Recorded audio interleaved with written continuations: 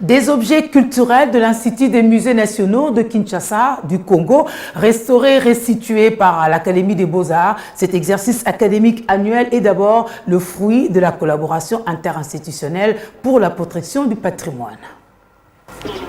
Des emballages tenus minutieusement car ils contiennent des œuvres d'art du Musée national qui rentrent à la maison après avoir subi la restauration des mains d'experts de l'Académie des Beaux-Arts. 14 objets restitués comme échantillons sur un total de 64 restaurés. Cette restitution illustre la coopération interinstitutionnelle. Cet exercice est avant tout académique et annuel. Entre l'Institut des musées nationaux du Congo, institution à caractère scientifique et culturel, et l'Académie des Beaux-Arts, via son département de conservation et restauration, seul département qui travaille sur cette question dans la sous-région. Et l'Institut des musées nationaux ne peut que s'appuyer sur l'expertise locale. Voilà pourquoi il donne à l'ABA la grande majorité d'étudiants à former en restauration à grande échelle. Il s'est fait à la fin de chaque année académique où les étudiants formés sont appelés à pouvoir présenter leurs travaux au public et aussi à l'appréciation d'autres chercheurs. Donc on le fait une fois l'an, et année académique bien sûr, pour échanger sur la question. C'est le seul département qui travaille sur cette question dans notre pays et même dans la sous-région. Et l'Académie des Beaux-Arts forme des conservateurs et des restaurateurs.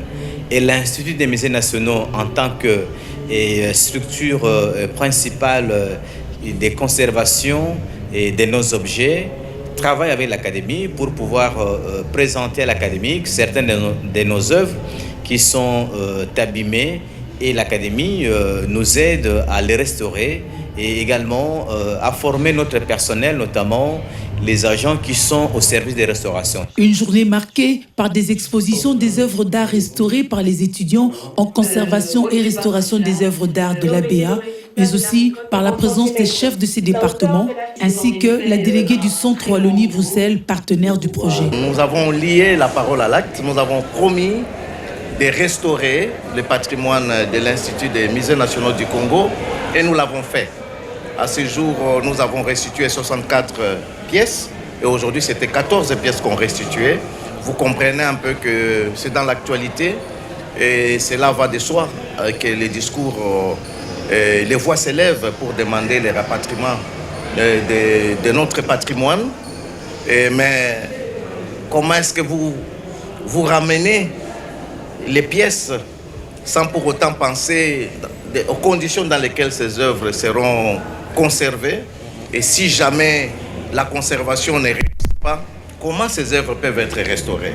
Donc voilà un peu, l'Académie a pris les devants en initiant ces départements, bien sûr avec des partenaires belges, a pris les devants parce que voyant l'effet déjà, les conditions de conservation des pièces qui sont déjà ici dans les réserves de l'Institut des musées nationaux du Congo, et voir un peu les besoins qui ira grandissant avec la construction d'autres musées qui pourront être.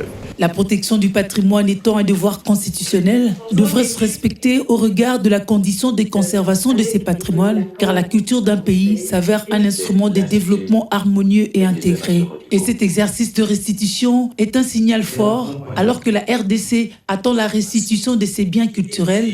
Il faut maintenir ou garder en bon état les objets qui sont déjà sur place, et ceux qui sont abîmés peuvent être restaurés localement. Ainsi, ceux qui arriveront pourront jouir des mêmes procédés.